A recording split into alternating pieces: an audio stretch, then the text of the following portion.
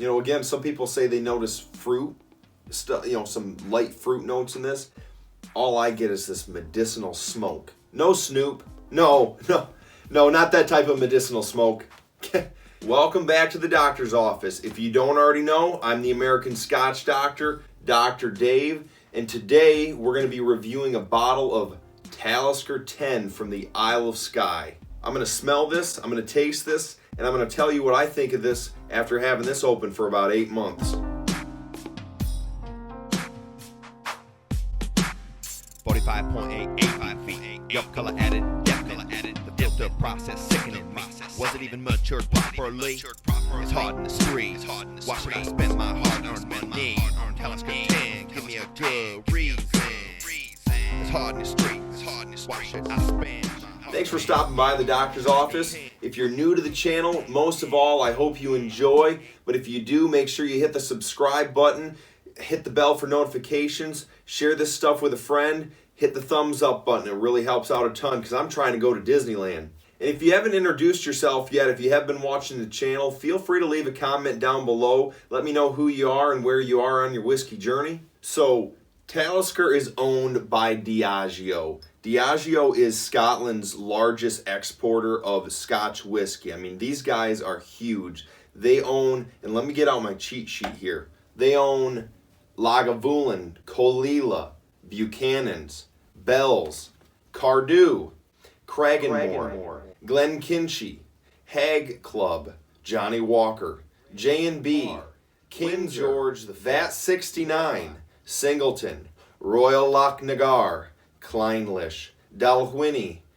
Glen Elgin. Okay, now let me get into some of the other spirits that they have. Their vodkas, rums, tequilas, gins, and beers. No, I'm not going to go through that. The reason I did that is I just wanted you guys to realize, guys and girls, to realize that Diageo is a massive player, not just in the Scotch whiskey industry, but in the gin and the vodka and the rum.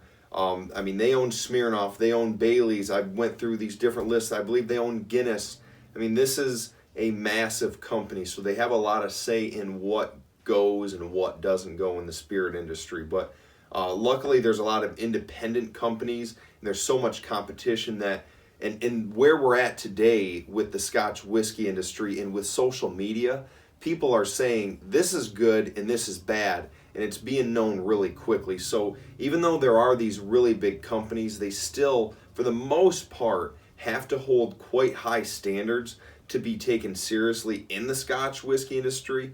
But I feel like there's so many people getting into it that some of the cheaper bottles, I don't want to say that this is a cheap bottle, but the entry level bottles, this is their entry level bottle, the 10-year, I feel like you can be a little bit more laid back about the complexity, the quality standards that you put towards your bottles.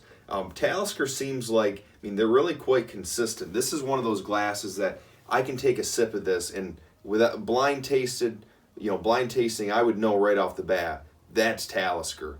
It's a really unique flavor. I mean, in the Scotch whiskey world, I mean, even for a peated whiskey, it's really quite unique. Yeah, and Talisker is known for, expressing really briny, peaty notes. Some people will say there's sweet notes in here. I don't really notice them much because there's so much rough peat, seaweed, medicinal notes going on that it's hard for me to notice that. Maybe I'll pick some of that out today. So let's go ahead and get into the nose on this, neat with no water added. So the nose on this is, I'm getting right off the bat, fresh vegetal smoke. And when I say that, I mean like seaweed has been burnt. It's like they use seaweed, and it probably essentially is because peat is dead vegetation that's been sitting and rotting. But I'm getting this really just like old rotting seaweed. Again, it's a little sharp. This is a whiskey. I mean, this is 45 point, it says it on this somewhere. 45.8% alcohol by volume. It doesn't say whether it's a natural color. There's probably a little bit of color added to this. I feel like they've probably used some more exhausted casks. It needs a little bit of water though to open up. I want to taste this though before I add the water.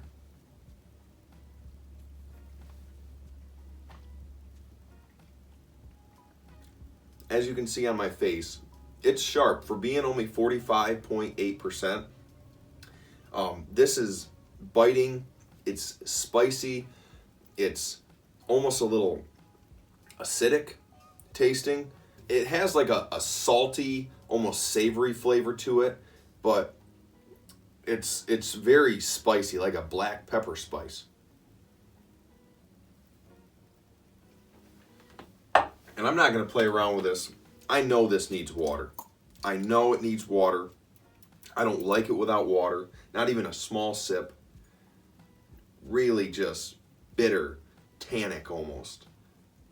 There are some legs on this. It's going to be hard to show now that I've added the water in here, but it does develop some legs. It doesn't really hold on for too long. I will say that. It's just kind of this little line that hangs on, and then it just starts kind of running down altogether. Rather than these beads coming, it's more of these just kind of running down. This color-wise, color most likely added. So how much fun is that to talk about?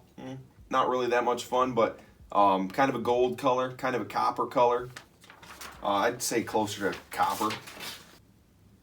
With the water, I'm getting a little bit more sweet notes coming out, and not like a fruit sweet, but more like caramelized sugar sweet, almost like a maple syrup, like a burnt toffee.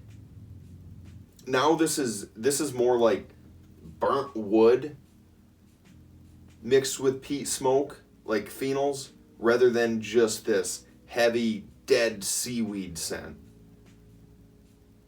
It's a lot nicer on the nose right now. Let's go ahead and taste this with a little bit of water. And I'm going to probably, again, add a little bit more. Yep, a little bit more. The spice has subsided a little bit. But in that initial grab, you know my face earlier when I took that drink and I didn't really want to do anything other than just make my face look all puckered up? Yeah, we're adding some water into this. I don't like it without water. It's just, ugh. Whiskeys will absolutely change in the bottle. I'm surprised at how much this one hasn't opened up to something I would like. More of the oak wood has come out with the water. It's so much better. It's so much better with that extra water. It's one of the most savory whiskeys I've had in a while. That's the thing. It does taste almost meaty mixed with this barley taste. Again, salty, still salty. The pepper is there, but it's subsided some. It's a little bit more bearable.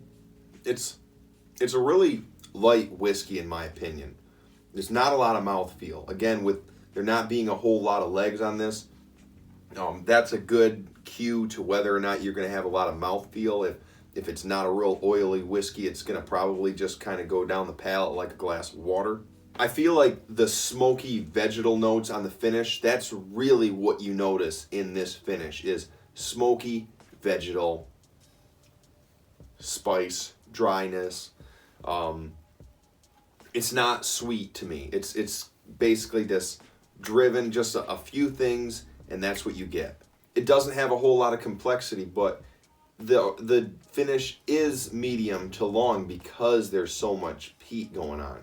So it's neat. I'm glad that I'm doing this review right now, because last night and then the few nights prior that I've tasted this and I've wrote down my own little personal score in my head, and it's changed throughout the days, because again, your emotions are going to just change how you're feeling. Maybe your nose wasn't working as good as it should have. Maybe you ate something or your stomach was upset. Like, all sorts of reasons could be the cause. But I'm rating this a little bit higher today than I would have yesterday or the day prior. I would really like to see this whiskey at an older age. I'm going to probably be trying one in the future, hopefully something older than this. Maybe with some sherry or port influence, some sort of a wine cask influence, I think would be really good. I know there's some different varieties. I'm definitely a wine cask fan when it comes to whiskey. You know, again, some people say they notice fruit, some light fruit notes in this. All I get is this medicinal smoke. So I'm going to go ahead and give this a script score of 84 out of 100. I feel like it could be 85 out of 100, but it's not complex enough. It doesn't have enough going on for me.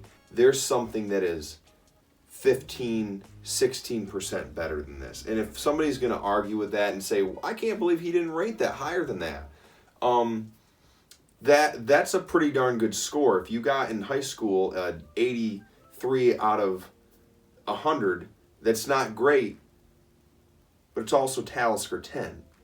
I think it's a decent whiskey for its peat side. If you're looking for a sweet whiskey, this isn't your whiskey. If you're looking for a whiskey that's relaxing and you could just go to every day, I wouldn't consider this, in my opinion, an everyday dram.